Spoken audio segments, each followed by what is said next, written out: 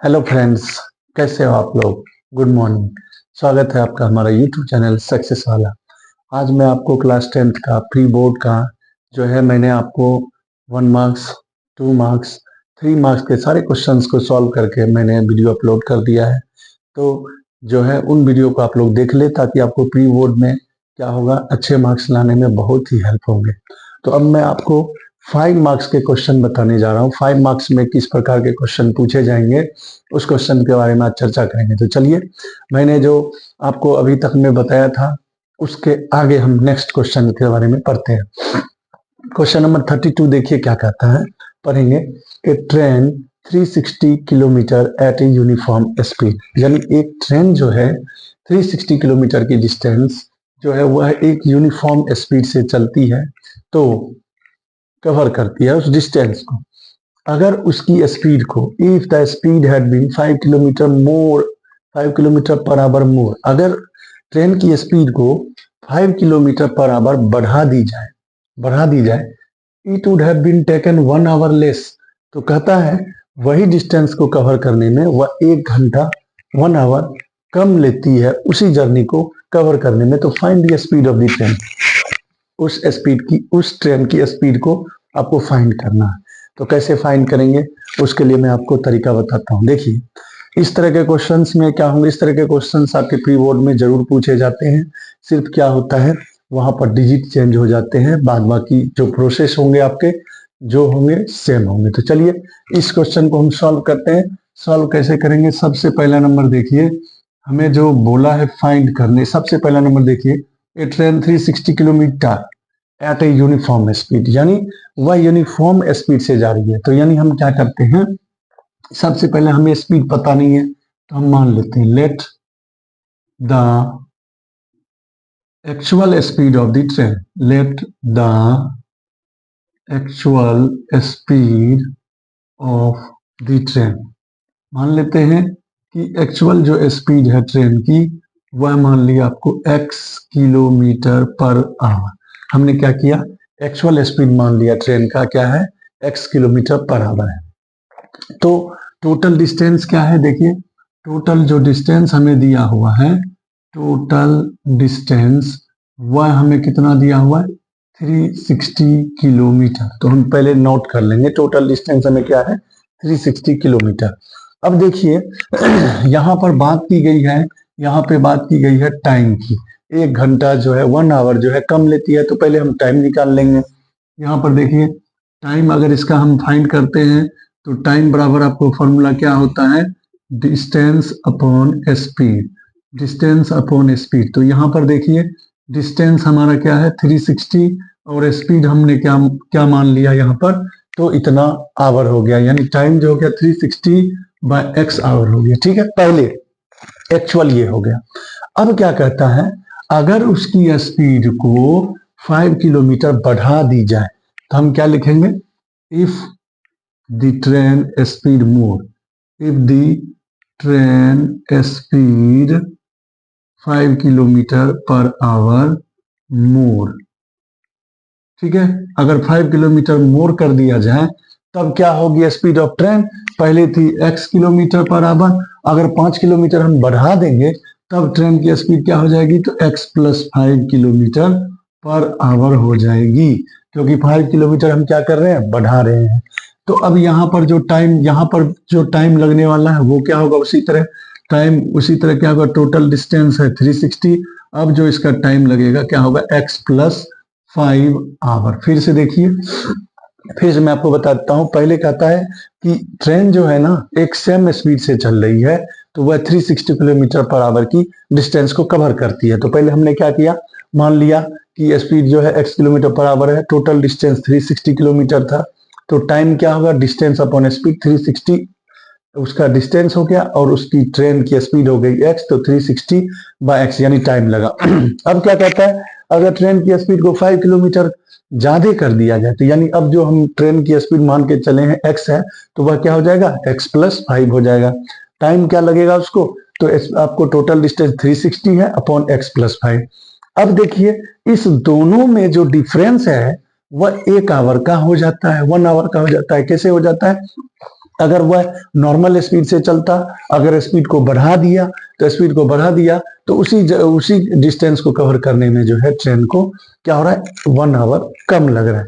तो कम लग रहा है तो आप क्या करोगे, सबसे पहला नंबर दोनों टाइम को हम माइनस कर लेते हैं, क्योंकि हमें यहाँ पर टाइम दिया है तो दोनों टाइम को माइनस करेंगे।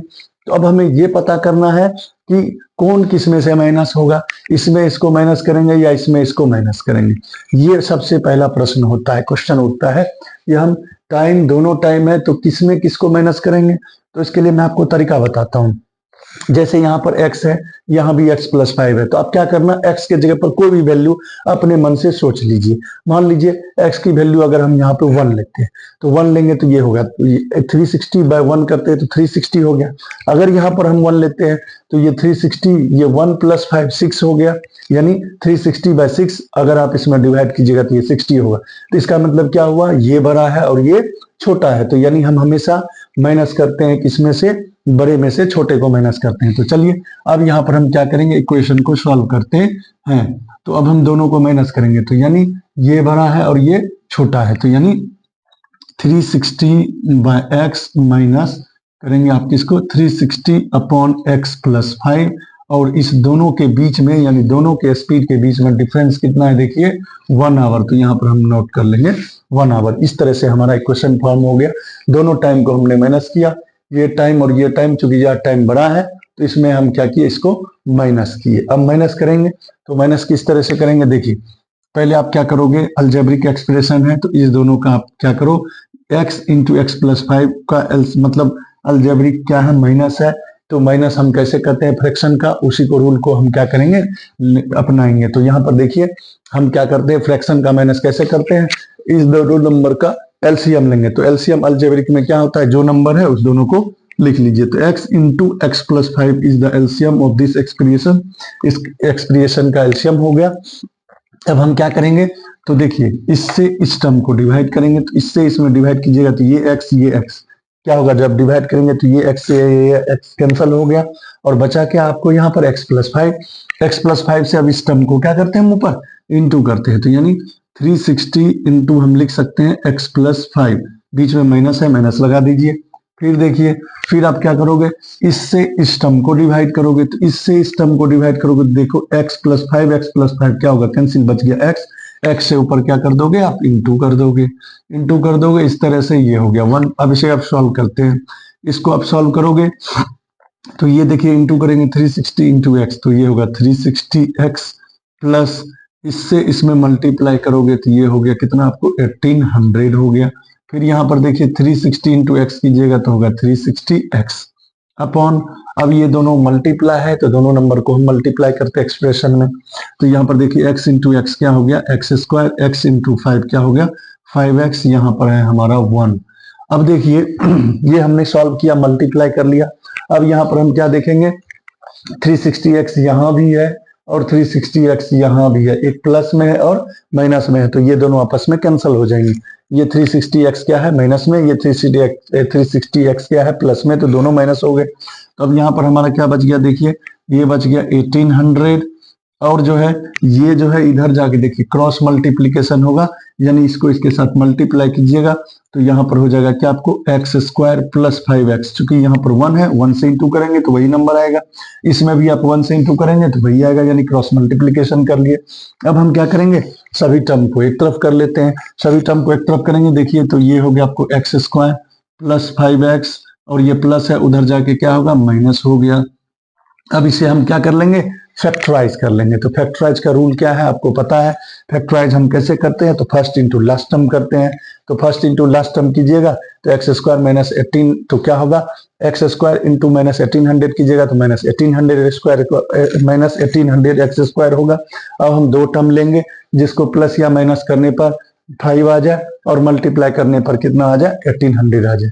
तो इसका भी तरीका आपने फैक्टराइज पढ़ा होगा, तो उस रूल को हम क्या करेंगे, अपनाते हैं, उस रूल को हम क्या करते हैं। तो देखिए, तो किस किस दो नंबर को लेंगे जिसको प्लस या माइनस करने पर 5 आ जाए, मल्टीप्लाई करने पर 1800 आ जाए। तो हम लेते हैं नंबर 40 और 45। तो देखिए 40 और 45 लीजिएगा, यानी x² + 45x - 40x, equal to ये हो गया माइनस 1800 है। यानी इस दोनों को आप अगर इस दोनों को आप माइनस करोगे 5x आएगा, इस दोनों को मल्टीप्लाई करोगे तो क्या होगा 1800 होगा। चलिए इधर हम अब सॉल्व करते इक्वेशन को हम सॉल्व करते हैं। तो सॉल्व करेंगे, अब देखिए यहाँ इस दोनों में कॉमन लेंगे और इस दोनों में कॉमन लेंगे। तो इस दोनों में कॉमन क्या आ रहा है, x कॉमन आ रहा है।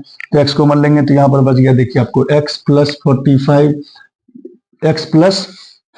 x को कॉमन लिया, इसमें क्या कॉमन लेंगे आप, माइनस 40 कॉमन ले लो। तो यहाँ भी क्या होगा आपको, यहाँ पर आपने माइनस 40 कॉमन लिया तो यहाँ पर बच गया x। यहाँ पर देखिए माइनस है तो हमें कॉमन लेना पड़ेगा प्लस, क्योंकि प्लस इंटू माइनस करेंगे तभी जाके होगा। तो यहाँ पर हो गया 45। अब इसे सॉल्व कीजिए, ये हो गया, एक हमारा हो गया x माइनस 40 और दूसरा हो गया आपको x plus 40, x plus 45 equal to 0। अब देखिए इसको सॉल्व कीजिएगा तो इस तरह से हमारा एक वैल्यू होगा x माइनस 40 0 के इक्वल होगा और दूसरा x प्लस 45 क्या होगा, 0 के इक्वल होगा। ठीक है, अब इसे आप सॉल्व कीजिएगा तो यहाँ पर x इक्वल टू ये माइनस है, ये हो गया प्लस, ये प्लस है उधर जाके हो गया माइनस। चूंकि ये आपको क्या है, प्लस में है तो उधर जाके हो जाएगा माइनस में। और आप जानते हो कि स्पीड ऑफ ट्रेन जो होगा कभी भी माइनस में नहीं होगा, तो ये आपको वैल्यू नहीं होगा। तो आपकी वैल्यू क्या हो गई, x इक्वल टू 40। तो आपको पूछा था स्पीड ऑफ ट्रेन क्या होगी, so the speed of the train क्या लिखिएगा, so the speed of the train, speed of the train आपको कितना हो गया, 40 किलोमीटर पर आवर। और ये माइनस 45 क्यों नहीं होगा, क्योंकि आपको जो है स्पीड कभी भी निगेटिव में नहीं होता है, तो इसलिए इस वैल्यू को निगलेबल कर देंगे। तो हमारा स्पीड ऑफ द ट्रेन क्या होगा, 40 किलोमीटर पर आवर होगा। तो दोस्तों आप जो है इस क्वेश्चंस का स्क्रीनशॉट ले ले। अब मैं आपको नेक्स्ट क्वेश्चन आपको बताऊंगा, इसी का एक और पार्ट है वो भी बताऊंगा, तो आप इस क्वेश्चन का स्क्रीनशॉट ले लें। दोस्तों उसी का मैं देखिए आपको दूसरा पार्ट 32 में 5 मार्क्स के क्वेश्चंस में 32 का दूसरा पार्ट है। और इस तरह के क्वेश्चंस आपको प्री बोर्ड में जरूर एक क्वेश्चन पूछे जाते हैं, तो आप इस क्वेश्चंस को रिवाइज जरूर कीजिएगा, क्योंकि यह क्वेश्चन जो है ना उतना डिफिकल्ट भी नहीं है, बहुत ही आसान है, आपको इजी तरीके से 5 मार्क्स ला सकते हैं। सिर्फ इसमें क्या है, आपको कैलकुलेशन जो है अच्छे तरीके से करना है, ताकि कैलकुलेशन आपका क्या हो, गड़बड़ ना हो जाए, मतलब फॉल्ट कहीं पर जैसे माइनस प्लस साइन में आप लोग गलती करोगे तो फिर आपको आंसर नहीं आएंगे। तो इसलिए इसको बारीकी से हम एक एक पॉइंट को देखते हुए इसे सॉल्व करेंगे, और इस तरह के क्वेश्चंस एक जरूर आते हैं आपके प्री बोर्ड में। तो चलिए इस क्वेश्चन को हम सॉल्व करते हैं। क्या क्वेश्चन है, solve for x minus 3 upon x minus 4 plus x minus 5 upon x minus 6 equal to 10/3 where x not equal to 4 and 6। यहाँ पर क्या बोल रहा है कि x की जो वैल्यू है आप निकालोगे तो वह 4 और 6 नहीं होगा। यानी आपको ये हिंट कर दिया है कि अगर आप इस क्वेश्चन को सॉल्व कीजिएगा तो x की वैल्यू कभी भी 4 और 6 नहीं होगा। क्यों नहीं होगा 4 और 6, उसका रीजन है बच्चों, अगर आप जो है यहाँ पर x के जगह पर 4 रखते हैं तो 4 माइनस 4 क्या होगा, 0। तो ये पूरा टर्म 0 हो जाएगा, यानी जिसकी की वैल्यू मतलब अनफिनाइट हो जाएगी, यानी उसे आप सॉल्व करोगे तो गलत होंगे। तो इसलिए वो आपको हिंट किया है। तो चलिए इसे हम सॉल्व करते हैं, कैसे सॉल्व करेंगे देखिए।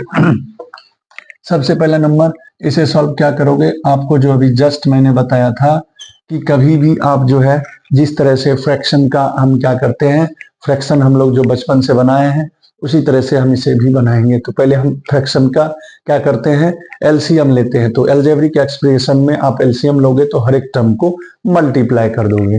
तो यहाँ पर देखिए आपको x minus 4 into x minus 6 है, तो यानी इस दोनों को मल्टीप्लाई करेंगे तो क्या होगा, x minus 4 into x minus 6। उसके बाद हम नेक्स्ट टर्म क्या करते हैं, उसके बाद आप क्या करते थे, एलसीएम लेने के बाद क्या करते हो, डोमिनेटर से डोमिनेटर में डिवाइड करते हो।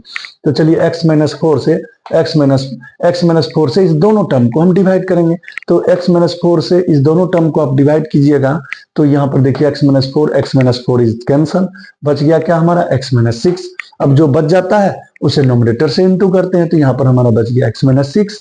तो x माइनस 6 से x माइनस 3 को इंटू कर लेंगे, तो यानी x माइनस 3 इंटू हमारा क्या हो गया, x माइनस 6 हो गया। चलिए पहला काम हो गया हमारा। अब दूसरा काम क्या करेंगे, बीच में प्लस है, प्लस लगा देंगे। अब क्या करेंगे, फिर उसी तरह x माइनस 6 से इस दोनों टर्म को डिवाइड करेंगे। x माइनस 6 से इस दोनों टर्म को आप डिवाइड करोगे तो क्या देख रहे हो, x माइनस 6 कैंसिल हो जाएगा, बच जाएगा कि आपको x माइनस 4, x माइनस 4 से इस टर्म को मल्टीप्लाई करेंगे तो यानी हमारा क्या होगा, x माइनस 4 मल्टीप्लाई क्या हो जाएगा आपको, x माइनस 5। तो इस तरह से हमने कर लिया और यहाँ पर जो हमारा 10/3 है उसे हम नोट कर लेते हैं 10/3। अब चलिए इन सभी टर्म को मल्टीप्लाई करेंगे और मल्टीप्लाई में देखना है आपको क्या है, मल्टीप्लाई में आपको जो है देखना है साइन की गलती नहीं होना चाहिए। अगर साइन की गलती होगी तो फिर आपका क्या होगा, गलत हो जाएगा। तो चलिए हम मल्टीप्लाई करते हैं। यहाँ पर मल्टीप्लाई पर ध्यान देंगे तो देखिए x मल्टीप्लाई, पहले इस x से इस दोनों में इंटू करते हैं, फिर इस 3 से इस दोनों में इंटू करते हैं। तो चलिए x इंटू एक्स करेंगे क्या होगा, x स्क्वायर, फिर इस x से माइनस 6 को करेंगे तो 6x होगा। उसी तरह -3 से -x करेंगे, -3x होगा। ये माइनस माइनस क्या हो जाएगा, प्लस 3 6 क्या होगा, 18 हो गया। लिख दिए। इस तरह से मल्टीप्लाई किए, इस x से इस दोनों टर्म को, इस -3 से इस दोनों टर्म को मल्टीप्लाई कर दिए। फिर उसी तरह यहाँ पे करेंगे, x मल्टीप्लाई x कीजिएगा तो क्या होगा, x स्क्वायर, x इंटू 5 कीजिएगा -5x, -4 इंटू एक्स कीजिएगा -4x, -4 इंटू -5 क्या होगा, +20 होगा। इस तरह से हमने मल्टीप्लाई कर लिया।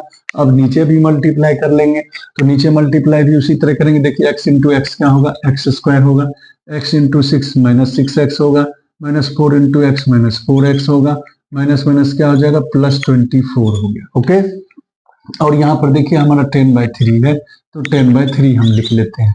अब हम क्या करेंगे नेक्स्ट, अब जो लाइक टर्म होंगे उनको एक साथ कर लेते हैं। लाइक टर्म मतलब यहाँ भी एक्स स्क्वायर, यहाँ भी एक्स स्क्वायर, तो देखिए एक्स स्क्वायर कितना होगा, 2x² होगा।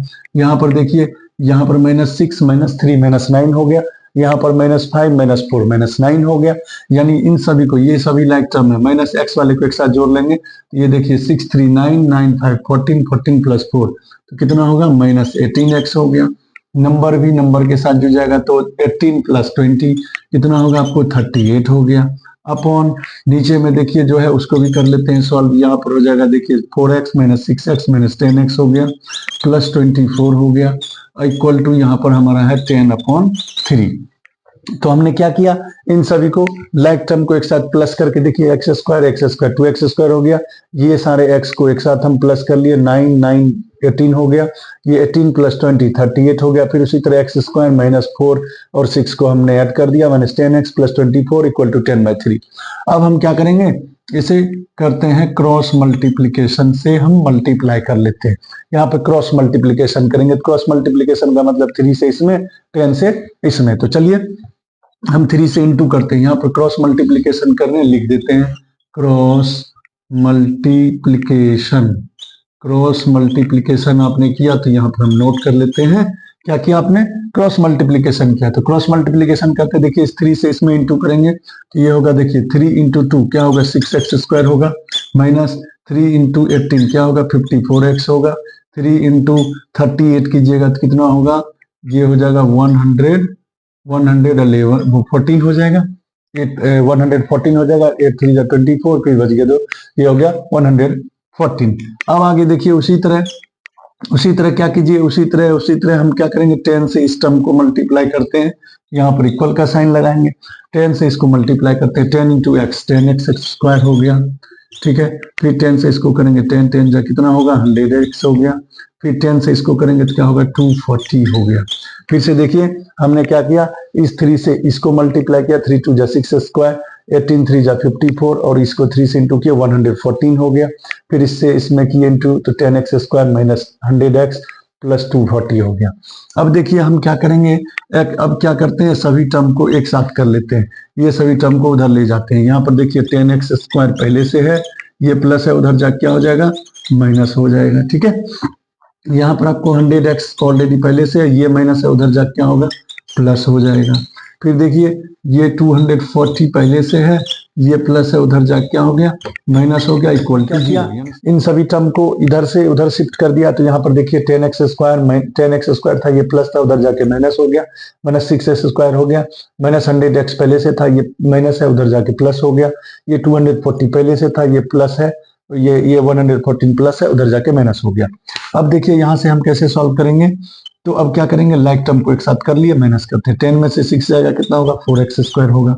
यहाँ पर देखिए घटाइएगा, 100x में से 54 6 को घटाइएगा तो 46x आ जाएगा। और इसे जब आप 214 में 114 को घटाइएगा तो कितना होगा 126 आएगा। इस तरह से हमारा क्या हो गया, एक इक्वेशन बन गया। अब इस इक्वेशन को हम सॉल्व करेंगे। तो सॉल्व करेंगे दोस्तों, मैंने आपको पहले ही बताया इस क्वेश्चंस में आपको जो है ना माइनस प्लस पे ज्यादा ध्यान देना है, क्योंकि अगर आप जो है ना थोड़ा सा भी मिस्टेक करोगे तो आपका आंसर गलत हो जाएगा। अगर मान के चलिए थोड़ा सा भी साइन का आपने क्या किया, मिस्टेक किया, तो आपका आंसर नहीं आएगा। तो चलिए अब हम क्या करते हैं, अब हम क्या देखते हैं, ये बड़े बड़े नंबर है, क्या इसमें 2 कॉमन आ रहा है, तो हम क्या करते हैं 2 कॉमन ले लेते हैं।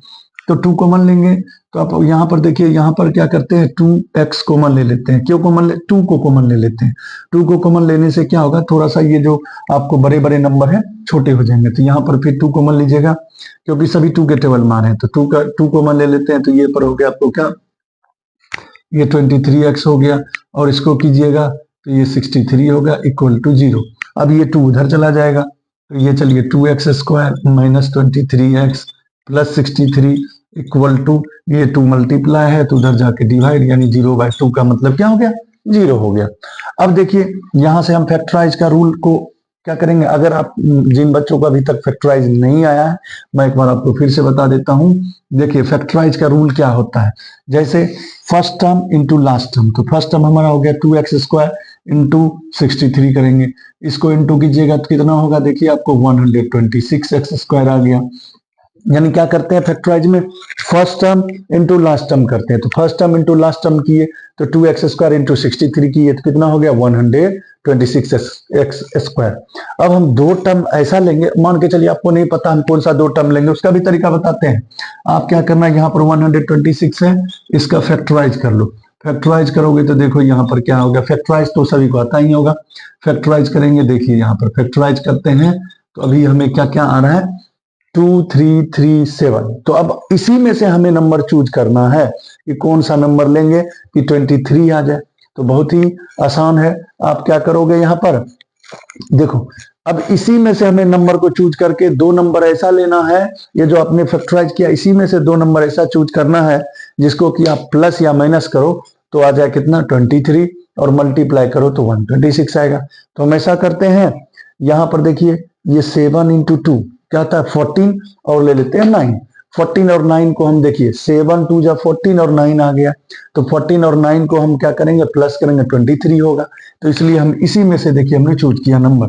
आप लोगों के मन में आता होगा कि सर कैसे ले लेते हैं, तो फैक्टराइज करने के बाद उसी सारे में नंबर में से हमको ऐसे एडजस्टमेंट करना है कि प्लस करने के बाद या माइनस करने के बाद ये बीच वाला नंबर आ जाए।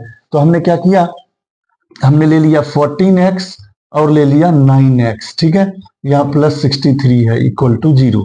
अब देखिए यहाँ पर क्या होगा, इस दोनों में कॉमन लेंगे और इस दोनों में कॉमन लेंगे। तो इस दोनों में कॉमन क्या आएगा, आपको 2x कॉमन आएगा। 2x कॉमन लीजिएगा तो ये पर हो गया x माइनस यहाँ पर क्या होगा 7 2 जा 14। यहाँ पर आपको क्या कॉमन आएगा 9 कॉमन आएगा, तो यहाँ भी होगा x माइनस 7 इक्वल टू 0। इधर कर लेते हैं थोड़ा सा। तो अब देखिए यहाँ पर क्या होगा, यहाँ पर आप देखिए ये एक साथ हो जाएगा, यानी 2x माइनस 9 एक साथ होगा, और यहाँ पर देखिए x माइनस 7 यह एक साथ होगा इक्वल टू 0। अब इसे आप सॉल्व कीजिएगा, ये 2x माइनस 9 इक्वल टू 0 एक बार होगा, और इधर भी x माइनस 7 इक्वल टू 0 एक साथ होगा, ठीक है। तो अब चलिए इसे सॉल्व करते हैं। ये देखिए 2x ये माइनस है, उधर जाके प्लस, x इक्वल टू क्या होगा 9/2, और यहाँ पर x माइनस है, इधर होगा प्लस। तो इस तरह से हमारा जो आंसर हुआ, एक हो गया 7 और दूसरा हो गया 9/2। तो ये हमारा 2 आंसर हो गया। तो यह दोनों आंसर जो है हमारा क्या है, यह दोनों आंसर हो गया। तो आप इस क्वेश्चन का क्या कीजिए दोस्तों, स्क्रीनशॉट ले लीजिए। तो इस क्वेश्चन, ऐसे क्वेश्चन में कोई बड़ी चीज नहीं है, 5 मार्क्स आपको आराम से मिल जाएंगे। आप जो है सिर्फ अपना कैलकुलेशन क्या कीजिए, सही रखिए, तो आपका आंसर क्या होगा, सही होगा। तो इस तरह से हमारा राइट आंसर आ गया x की वैल्यू 7 और 9/2। तो आप इसका स्क्रीनशॉट ले लीजिए, मैं आपको नेक्स्ट क्वेश्चन बताऊंगा। दोस्तों अब जो मैं आपको बताने वाला हूं क्वेश्चन नंबर 33, ये बहुत ही इंपॉर्टेंट क्वेश्चन है। यह इतना इंपॉर्टेंट क्वेश्चन है कि मुझे जहां तक लगता है प्री बोर्ड में ये क्वेश्चन निश्चित पूछे ही जाएंगे। डेफिनेटली ये क्वेश्चन आपको प्री बोर्ड में आएंगे। ये बहुत ही इंपॉर्टेंट क्वेश्चन है। इस क्वेश्चन पे मैं आपको इसलिए ज्यादा जोर दे रहा हूँ, हो सकता है आपको ये एनुअल एग्जाम में भी पूछ सकता है। तो देखिए क्वेश्चन क्या कर रहे हैं, पहले उसे हम पढ़ते हैं। State and prove basic proportionality theorem. कहता है आपको बताना है कि बीपीटी थ्योरम क्या है, यानी बेसिक प्रोपोर्शनलिटी थ्योरम। तो चलिए पहले बीपीटी थ्योरम क्या होता है उसको हम नोट कर लेते हैं। थ्योरम क्या कहता है, if a line is drawn parallel to one side of a triangle, यानी क्या है आपको खुद से लिखना है, खुद से आपको बताना है कि क्या है, आपको उसमें दिया नहीं रहेगा, कभी कभी दिया भी रहता है और कभी कभी नहीं दिया भी रहता है। तो आपको क्या है, थ्योरम को माइंड में रखना है। ठीक है, तो देखिए आपको थ्योरम क्या कहता है, मैंने ये थ्योरम लिख दिया। If a line is drawn parallel to one side of a triangle, यानी कहता है एक लाइन जो होता है किसी ट्रायंगल में, जैसे मान के चलिए मैं आपको साथ के साथ यहाँ पर फिगर बनाते चलता हूँ। ठीक है, फिगर बना लेता हूँ। यह एक ट्रायंगल है। ठीक है, यहाँ पर देखिए हमने एक ट्रायंगल खींच लिया ए बी सी, हमने एक ट्रायंगल को ड्रॉ कर लिया। अब देखिए इसमें क्या कहता है कि if a line is drawn parallel to one side of a triangle, एक साइड के, आपको क्या कहता है एक साइड के पैरेलल आप अगर एक लाइन ड्रॉ करते हो to intersect the other two side in distinct point, और जो है ना वो अलग अलग पॉइंट पर होना चाहिए, अलग अलग पॉइंट पर होना चाहिए। तो the other two sides are divided in the same ratio, कहता है वो जो दो पॉइंट पर आपको डिवाइड कर रहा है वह सेम रेशियो में डिवाइड करता है। तो चलिए जैसे मैंने एबीसी एक ट्रायंगल बनाया, मान लीजिए ये दो अलग अलग पॉइंट है, ये मान लेते हैं डी है और ये मान लेते हैं आपको ई है। ठीक है, तो हमने डी, अब जो आपको प्रूफ करना है वह क्या प्रूफ करना है कि यहां पर जो आपको ये जो रेशियो बनाएगा, एक रेशियो एडी बनाया, दूसरा रेशियो डीबी बनाया, इधर एक एई बनाया, इधर ईसी बनाया। तो यानी आपको जो प्रूफ करना है वह प्रूफ करना है कि एडी अपॉन डीबी होना चाहिए और एई अपॉन ईसी होना चाहिए, आपको यही प्रूफ करना है। तो चलिए इसे प्रूफ करेंगे। तो पहले हमें जो दिया हुआ है यहां से हम स्टार्ट करते हैं, चूंकि ये क्वेश्चन थोड़ा सा लंबा जाने वाला है। तो आप क्या करना, साथ के साथ आप स्क्रीनशॉट लेते जाना, ताकि मुझे हो सकता है कुछ मिटाना भी पड़े, इस बोर्ड में ना भी आए। तो चलिए सबसे पहला नंबर हम क्या करते हैं, यहाँ पर आपको जो दिया हुआ है यहाँ पर हम नोट कर लेते हैं। पहले इधर नोट कर लेते हैं फिर उधर सॉल्व करेंगे। हमें गिवन क्या है, गिवन पहले हमें जो दिया हमेशा लिखेंगे, ट्रायंगल ए बी सी, एक क्या है एबीसी एक ट्रायंगल है, इन विच ये डीई जो है आपको पैरेलल है, डीई पैरेलल बीसी, हमने लिख लिया ये डीई पैरेलल क्या है आपको बीसी है। तो आपको प्रूफ क्या करना है, टू प्रूव आपको जो करना है टू प्रूव दैट, आपको जो प्रूव करना है वो लिखना है। प्रूव आपको क्या करना है, एडी अपॉन डीबी, एडी देखिए AD upon DB equal to A upon EC, हमें ये प्रूव करना है। तो हमने इसे नोट कर लिया, एडी अपॉन डीबी ए अपॉन ईसी, हमने क्या कर लिया, ये हमें प्रूव करना था। अब जो है आपको कैसे प्रूफ करोगे, उसके लिए हमें कुछ कंस्ट्रक्शन करना पड़ेगा। तो क्या कंस्ट्रक्शन करेंगे वो आपको मैं बताता हूं। आपको कंस्ट्रक्शन इसमें क्या करना होगा कि हम क्या करते हैं, सबसे पहला नंबर ये जो है ना, हम एक परपेंडिकुलर खींच लेते हैं। ठीक है, और यहाँ भी एक यहाँ पर मान लेते हैं, यहाँ पर परपेंडिकुलर आपने खींच लिया एम। ठीक है, और इधर भी हम क्या करेंगे, परपेंडिकुलर खींच लेते हैं और इसको हम मान लेते हैं एन। ठीक है, और यह जो है ना बी को आपने ई से ज्वाइन किया और यहाँ पर जो है ना सी को डी से ज्वाइन किया। तो ये सारे चीज आपको क्या करना पड़ेंगे, कंस्ट्रक्शन करना पड़ेगा, क्योंकि कंस्ट्रक्शन में आपको इसलिए हम कर रहे हैं, कंस्ट्रक्शन जब तक नहीं करेंगे तब तक ये क्वेश्चन आपको सॉल्व नहीं होंगे। क्योंकि हमें जो प्रूव करना है A D by D B, तो ए डी और डी बी कब आएगा, जब हम दोनों ट्रायंगल का इधर वाले पार्ट का हम ट्रायंगल का एरिया निकालेंगे। दो ट्रायंगल है, इधर भी दो ट्रायंगल है, इस दोनों ट्रायंगल का एरिया निकालेंगे तब जाके वो पॉसिबल है। तो इसलिए हमने कंस्ट्रक्शन किया, तो जो कंस्ट्रक्शन किया वो लिखेंगे हमने। कंस्ट्रक्शन आपने क्या किया तो वो लिखते हैं। कंस्ट्रक्शन आपने क्या किया, ज्वाइन, सबसे पहला नंबर आपने क्या किया, ज्वाइन, किसको ज्वाइन किया, बीई एंड बीई को मिलाया और सीडी को मिलाया, तो ज्वाइन बीई एंड सीडी। ठीक है, फिर आपने क्या किया, ड्रॉ परपेंडिकुलर, क्या क्या खींचा परपेंडिकुलर, तो डीएम परपेंडिकुलर आपने किस पे खींचा, AC पर खींचा, ठीक है। उसी तरह आपने क्या किया, EN परपेंडिकुलर किस पर खींचा, EN परपेंडिकुलर किस पर खींचा, तो आपने AB पर ड्रॉ किया। तो वो चीज आपको नोट करना पड़ेगा कि आपने DM परपेंडिकुलर AC खींचा और आपने जो है ना EN, देखिए EN परपेंडिकुलर AB ड्रॉ किया। तो इतना चीज हमने क्या किया, नोट कर लिया, क्योंकि ये सारी चीज हमें जरूरत थी, ठीक है। अब चलिए, अब हम क्या करेंगे, तो सबसे पहला नंबर, अब हम चलते हैं 9। अब हम क्या करेंगे, प्रूफ में आप देखिए, प्रूफ में क्या लिखोगे, प्रूफ जो आप करने वाले हैं, प्रूफ में देखते हैं, प्रूफ में हम क्या करने वाले हैं। प्रूफ में आप सबसे पहला नंबर, प्रूफ में क्या करोगे, ध्यान देना। हम क्या करते हैं, मैं आपको क्या पता है, देखिए दोस्तों, मैंने थोड़ा सा क्या है, आपको मैंने बताया था कि आपको मैं जो ये क्वेश्चन लंबा जाने वाला है, तो आप साथ के साथ स्क्रीनशॉट लेते जाइएगा। तो मैं अब यहाँ से जो प्रूफ करने वाला हूं वो देखिए। आपको सबसे पहला नंबर क्या करना है, यहां पर ध्यान देना, हमें जो प्रूफ करना है, प्रूफ में है AD अपॉन DV, यानी प्रूफ तो हमें करना है AD अपॉन DV। तो आप यहां पर देखो AD अपॉन DV, तो AD जो है और DV दो ट्रेंगल में आ रहे हैं, एक तो ट्रेंगल ADE में आ रहा है, ADE का साइड है AD, और दूसरा जो होगा ये BDE ट्रेंगल है, उसमें आ रहा है आपको BD।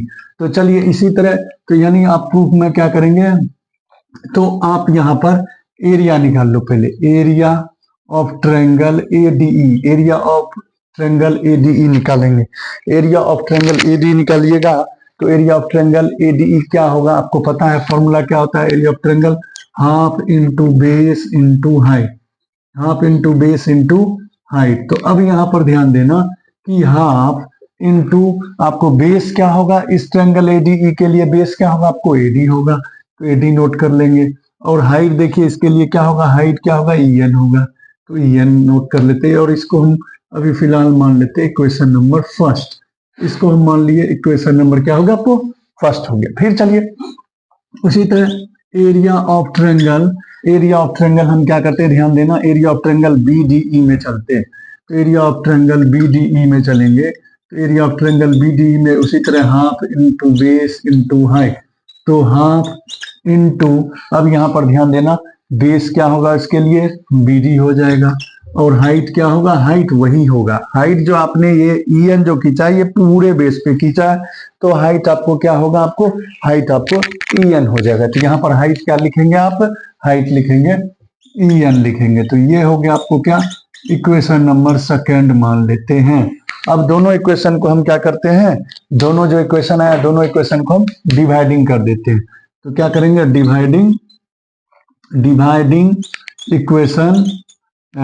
Equation first and equation second, equation first और इक्वेशन सेकंड को हम क्या कर देते हैं, आपस में डिवाइड कर लेते हैं। चलिए दोनों को डिवाइड करेंगे, तो यहाँ पर देखिए area of triangle ADE upon area of triangle क्या होगा, BDE होगा। तो दोनों ट्रायंगल के एरिया को हम क्या करेंगे, डिवाइड करते हैं। तो दोनों के ट्रायंगल के एरिया को डिवाइड करेंगे, तो यहाँ पर देखिए half into AD into EN है, और जो है इसका इक्वेशन क्या है, half into BD into EN है।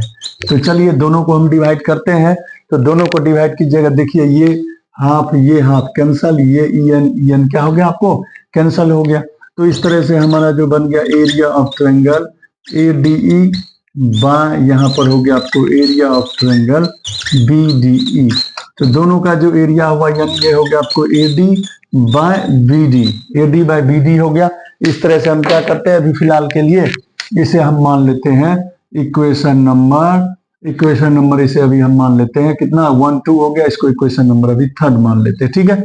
तो हमने क्या किया, हमें जो प्रूव करना था AD बाय DB अभी फिलहाल आ गया है। आगे हम फिर देखते हैं, उसी तरह एक पार्ट हमने निकाला, अब दूसरा हम क्या करेंगे, दूसरा उसी तरह निकालेंगे। अब जो है मैंने एक तरफ लिया, अब दूसरी तरफ उसी तरह लेंगे, उसी तरह एक बार लेंगे ADE और फिर इस बार लेंगे ट्रायंगल CDE। इसी तरह दोनों का हम क्या करेंगे, एरिया निकालेंगे।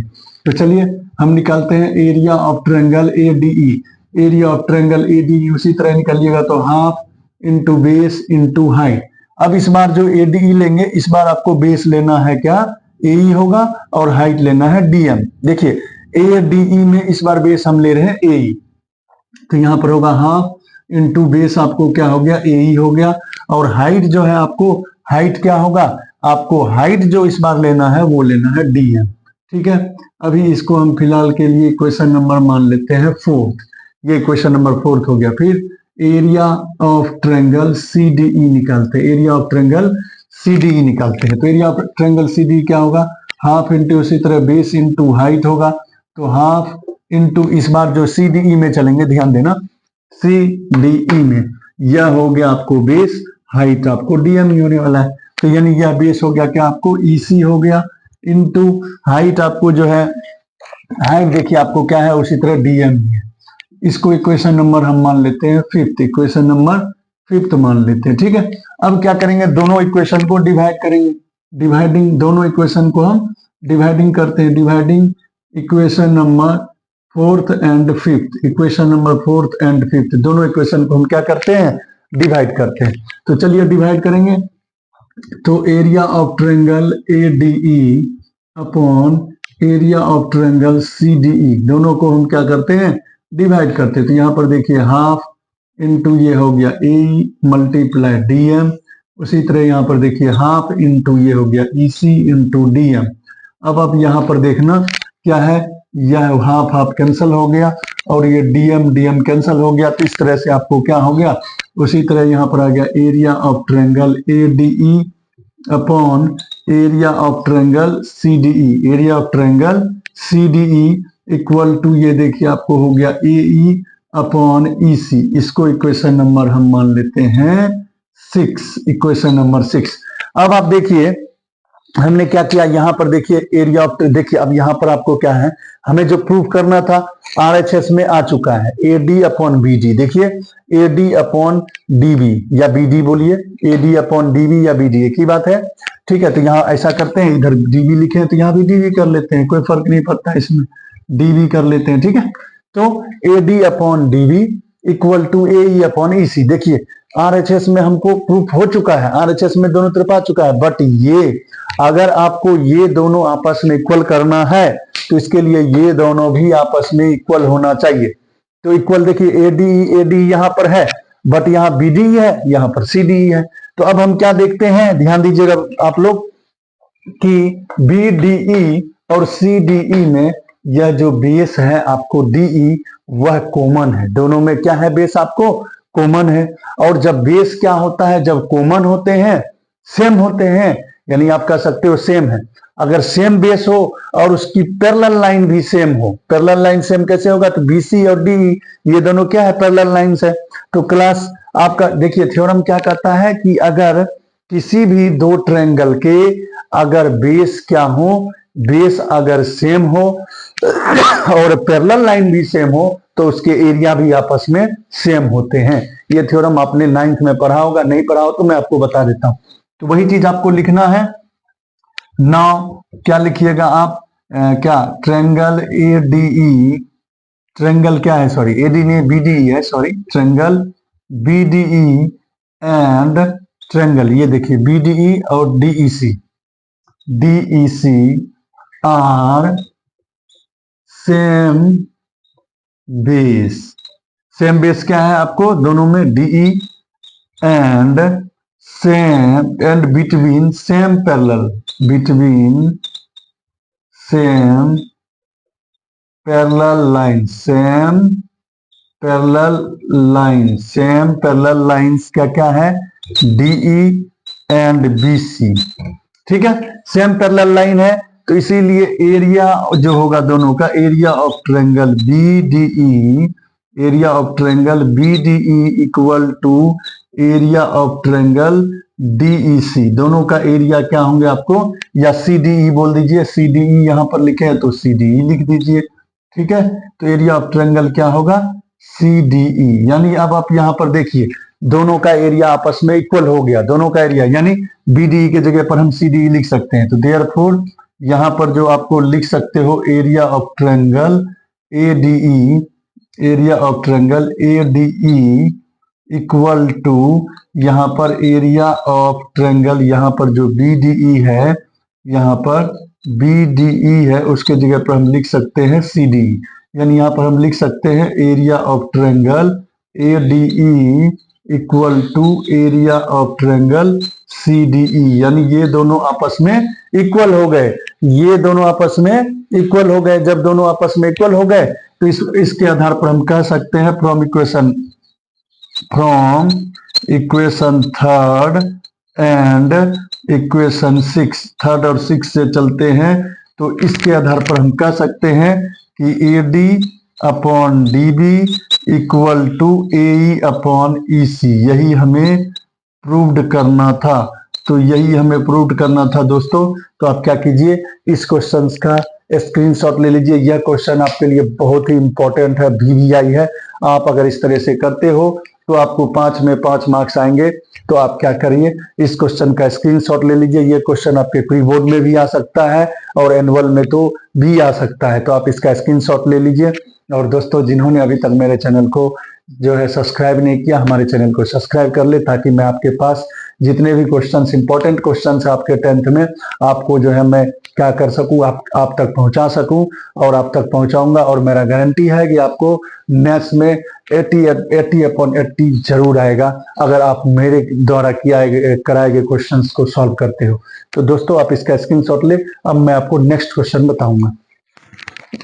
दोस्तों, मैंने जो आपको बीपीटी थ्योरम बताया था, उसी से रिलेटेड जो है क्वेश्चन, उसका दूसरा पार्ट क्या कहता है उसके बारे में पढ़ेंगे। अभी जो मैंने आपको बीपीटी थ्योरम के बारे में बताया, उसमें जो आपको बीपीटी थ्योरम प्रूव करना था, और जो दूसरा पार्ट इसमें दिया हुआ है उसी से रिलेटेड है। यानी क्या कह रहा है उस क्वेश्चन में, देखिए आगे। मतलब वो पहला पार्ट था बीपीटी थ्योरम को आप प्रूव कीजिए, मैंने प्रूव किया। और उसी में दूसरा क्वेश्चन क्या है, देखिए, in triangle ABC if x and y are points on AB and AC respectively। यानी क्या कहता है, एक ट्रायंगल ABC है और जिसमें क्या कह रहा है कि जो पॉइंट x और y जो है वह AB और AC पर है, ठीक है। Such that AX upon XB equal to 3/4 है। AY जो है वह 5 है एंड YC इक्वल टू 9 है। Then state whether X, Y and B C are parallel और नॉट। आपको बताना है कि ये जो एक्स वाई है, क्या ये बी सी के पैरेलल है कि नहीं है। तो चलिए, सबसे पहले नंबर हम बीपीटी थ्योरम को क्या करेंगे, अप्लाई करेंगे। तो बीपीटी थ्योरम आपका क्या कहता है, देखिए, बीपीटी थ्योरम यानी बेसिक प्रोपोर्शनैलिटी थ्योरम आपको क्या कहता है, प्रोपोर्शनैलिटी थ्योरम बीपी। तो अब आप देखिए, यानी शॉर्ट में आप कह सकते हो बीपीटी थ्योरम। तो बीपीटी थ्योरम आपको क्या कहता है वो देखिए, बीपीटी थ्योरम आपको क्या कहता है उस चीज को आप ध्यान देंगे। तो बीपीटी थ्योरम क्या जानते हैं, आप जानते हो कि AX अपॉन एक्स बी हमें जो दिया हुआ है वह दिया हुआ है 3/4। और उसी तरह होगा क्या, आपको AY देखिए AY अपॉन YC। तो AY अपॉन YC, तो AY की देखिए यहाँ पर कितनी दी हुई है, 5 दी हुई है, और YC की कितना दी हुई है, 9। यानी जो उसकी जो दी हुई है, देखिए AX अपॉन XB 3/4 है। हम क्या जानते हैं, बीपीटी थ्योरम क्या कहता है कि यह जो है AX upon XB equal to AY upon YC होना चाहिए। तो चलिए, AX अपॉन XB 3/4 है, जबकि AY अपॉन YC क्या है, 5/9 है। क्या दोनों इक्वल है, नहीं इक्वल है। तो इसके आधार पर हम क्या कह सकते हैं, AX अपॉन XB जो है not equal to AY upon YC। So हम कह सकते हैं क्या, XY and BC are not parallel. इसके आधार पर हम कह सकते हैं कि ये जो है आपस में पैरेलल नहीं है, क्योंकि आपको जानते हैं बीपीटी थ्योरम क्या कहता है, बीपीटी थ्योरम कहता है AX upon XB AY upon YC, यानी दोनों का रेशियो सेम होना चाहिए। तो AX अपॉन XB यहाँ 3/4 है, जबकि AY अपॉन YC 5/9 है। यह दोनों आपस में इक्वल नहीं है, इसलिए यह जो है पैरेलल नहीं होंगे। तो आप क्या करिए, इसका स्क्रीनशॉट लीजिए। अब मैं आपको नेक्स्ट क्वेश्चन बताऊंगा 34। दोस्तों, अब हम पढ़ेंगे क्वेश्चन नंबर 34 के बारे में। देखिए क्वेश्चन नंबर 34 क्या कहता है, from a solid cylinder whose height is 2.4 cm। यानी एक सॉलिड सिलेंडर है जिसकी हाइट 2.4 cm है, एंड डायमीटर इज 1.4 cm, और उसकी डायमीटर जो है 1.4 cm है। A conical cavity of the same height and same diameter कहता है उसी में एक conical cavity of the same height and same diameter is hollowed, यानी उस सिलेंडर से सेम हाइट और सेम रेडियस के क्या किया गया है, एक कोन को होलो आउट किया गया है, मतलब निकाला गया है। Find the total surface area of the remaining solid to the nearest centimetre, यानी टोटल सरफेस एरिया क्या करना है, आपको निकालना है उस सॉलिड का nearest in to the centimetre square. तो नियरेस्ट निकालना है यानी अप्रोक्स में निकालना है। तो चलिए कोई बात नहीं, हम सबसे पहले नंबर क्या करते हैं, फिगर ड्रॉ करते हैं। फिगर ड्रॉ करने के लिए हम सबसे पहले नंबर एक सिलेंडर को ड्रॉ करते हैं। देखना हम क्या करते हैं, एक सिलेंडर ड्रॉ कर लेते हैं। सबसे पहले नंबर एक सिलेंडर हम पहले बना लेते हैं। देखिए एक सिलेंडर हमने बनाया, एक हमने क्या किया, सबसे पहले नंबर एक सिलेंडर ड्रॉ कर लिया, सिलेंडर को बना लिया, ठीक है। अब सिलेंडर में ही हमें क्या किया गया, हमने एक सिलेंडर ड्रॉ किया। अब इसी सिलेंडर में क्या है, एक कोन है। तो पहले सिलेंडर का ये देखिए डायमीटर हो गया, ये इसकी डायमीटर हो गई, ठीक है। और यह जो होगा सिलेंडर की वह होगी हाइट होगी, ठीक है। और इसी से क्या किया गया है, एक कोन को, इसी से एक कोन को क्या किया गया, होलो आउट किया गया है। तो चलिए हम एक कोन बना लेते हैं। कोन बनाएंगे, देखिए कोन कोन कोन किस तरह से बनाएंगे, देखिए इस तरह से कोन बना लेते हैं। देखिए इस तरह से हमने कोन बना लिया, ठीक है। तो एक सिलेंडर में, एक सिलेंडर है, ये सिलेंडर है जिसकी हाइट जो है वह देखिए कितना दिया हुआ है, 2.4 cm, यानी एक सिलेंडर है जिसकी हाइट जो है वह 2.4 cm दिया हुआ है, तो उसकी हाइट हो गई 2.4 cm। तो देखिए हमने एक सिलेंडर की ड्रॉ कर लिया, उसकी हाइट है 2.4 cm, जबकि उसकी डायमीटर जो है वह कितना दिया हुआ है, 1.4 cm। तो यानी डायमीटर हो गया आपको 1.4 cm, ये हो गया उसकी डायमीटर। अब क्या कहता है, और दोनों का यानी सिलेंडर और कोन दोनों का सेम हाइट है, और यहाँ पर बोला गया है कि सेम डायमीटर है, यानी जो हम कर रहे हैं, यानी इस सिलेंडर में से इस कोन को जो हम होलो आउट कर रहे हैं दोनों का सेम हाइट और सेम डायमीटर है। तो कहता है बताइए find the total surface area of the remaining solid, यानी अब जो है इसमें टोटल सरफेस एरिया कितना होगा, रिमेनिंग कितना बचेगा अगर इसमें से इसको हम होल आउट कर देते हैं। तो चलिए सबसे पहला नंबर देखिए हमें क्या करना है कि आपको जो हमने फिगर यहाँ ड्रॉ किया इसको देखिए कैसे सॉल्व करेंगे। तो सबसे पहला नंबर पहले हम देखते हैं टोटल सरफेस एरिया जो है, यानी मैं शॉर्ट में लिखता हूं total surface area of the remaining solid. पहले इसका टोटल सरफेस एरिया में कौन कौन से फिगर आएंगे पहले वो हम जानते हैं।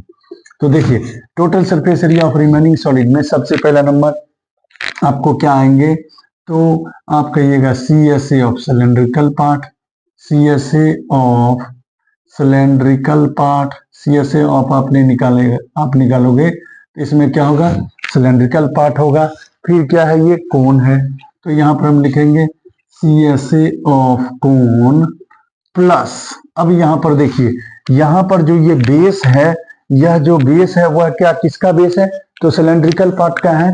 तो यहाँ भी हम लिखेंगे CSA of base, CSA of base, या ऐसे कह सकते हैं base of area of base cylindrical part, यानी area of base of cylindrical part, यानी सिलेंड्रिकल का ही जो पार्ट है उसका बेस पार्ट का भी एरिया निकालना पड़ेगा, area of base of cylindrical part. तो यानी इसमें आपको तीन जो है, तीन का आपको इसमें क्या करना पड़ेगा, CSA निकालना पड़ेगा। तीन फिगर का पहला क्या, पहला निकालना पड़ेगा आपको सिलेंडर का, दूसरा कोन का, और यह जो सिलेंडर है उसका जो ये बेस पार्ट है उसका भी हमें क्या करना पड़ेगा, एरिया निकालना पड़ेगा। तो चलिए, तो अब जो है हमने क्या किया, ये TSA होता है। तो सबसे पहले नंबर हम यहाँ पर नोट कर लेंगे, क्या नोट कर लेंगे, हमें जो दिया हुआ है, क्या दिया हुआ है, तो आप देखिए यहाँ पर हाइट, यहाँ पर जो हाइट है वह देखिए ये जो सिलेंडर की हाइट है और जो कोन की हाइट है वह दोनों सेम है।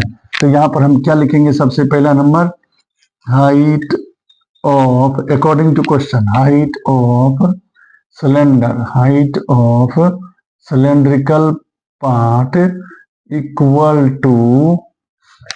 To height of conical part, height of conical part, height of क्या है आपको, कोनिकल पार्ट है, तो हाइट ऑफ कोनिकल पार्ट है, तो दोनों का हाइट जो है h इक्वल टू कितना है आपको 2.4 cm। पहले हमें जो दिया हुआ है उसे हम नोट कर लेते हैं, ठीक है। फिर उसी तरह देखिए डायमीटर ऑफ, यहां पर देखिए डायमीटर ऑफ उसी तरह होगा cylindrical, diameter of cylindrical part equal to diameter of क्या होगा, diameter of cone, diameter of cone. तो दोनों का डायमीटर जो है यानी यह जो डी है वह हमारा कितना है 1.4, 1 पॉइंट कितना दिया हुआ है देखिए 1.4 cm है, तो डायमीटर हमें दिया है तो पहले इसको हम कन्वर्ट कर लेंगे रेडियस में। तो रेडियस जो होगा वह क्या होगा आपको पता है डायमीटर का हाफ होता है, तो डायमीटर हमारा है 1.4/2, तो यानी ये हो गया हमारा 0.7 सेंटीमीटर। तो हमने क्या किया, जो जो हमें दिया हुआ था उसे हमने नोट कर लिया। अब हम आपको अब आपको जो हम नेक्स्ट देखेंगे, नेक्स्ट हम क्या करते हैं, रेडियस हमने निकाल लिया। अब देखिए चूंकि यहाँ पर हमें कोण का भी चर्चा हुआ है, CSA ऑफ कोण, तो कोण का CSA क्या होता है आपको पता होना चाहिए, πRL होता है, तो यानी हमें L भी फाइंड करना पड़ेगा। तो यहाँ पर हम क्या करते हैं, यहाँ पर हम निकाल लेते हैं L, तो आपको पता होगा यानी क्या निकाल, जो L होता है वो होता है स्लेंट हाइट। देखिए ये जो हुआ ये हाइट हुई और इसको हम कहते हैं स्लेंट हाइट, और ये आपको पता है, यह आपको मालूम होना चाहिए, ये 90 डिग्री का एंगल फॉर्म करता है, यह जो हाइट है वह आपको क्या है 90 डिग्री का एंगल फॉर्म करता है, और ये स्लेंट हाइट जो है यह हमें फाइंड करना है। तो इसको कैसे फाइंड करोगे आप, तो यानी कहने का मतलब आप स्लेंट हाइट, यानी यहाँ पर देखिए मैं यहाँ पर आपको क्या करते हैं, हम स्लेंट हाइट आपको पहले निकालते हैं। तो देखिए स्लेंट हाइट आप कैसे निकालोगे, स्लेंट हाइट मतलब L इक्वल टू क्या होता है फॉर्मूला, √h² प्लस r² होता है, ये स्लेंट हाइट का फॉर्मूला होता है। तो स्लेंट हाइट का formula L equal to h² plus r² होता है। तो अब यहाँ पर देखना आपका h कितना है 2.4 है, तो 2.4 का स्क्वायर प्लस r आपको क्या है 0.7, तो 0.7 का स्क्वायर कर लीजिए, तो 2.4 का स्क्वायर कीजिएगा तो 5.76 प्लस 0.7 का कीजिएगा तो होगा 0.49, इसे आप प्लस कीजिएगा तो होगा 6.25, इस तरह से ये हो गया 2.5 cm।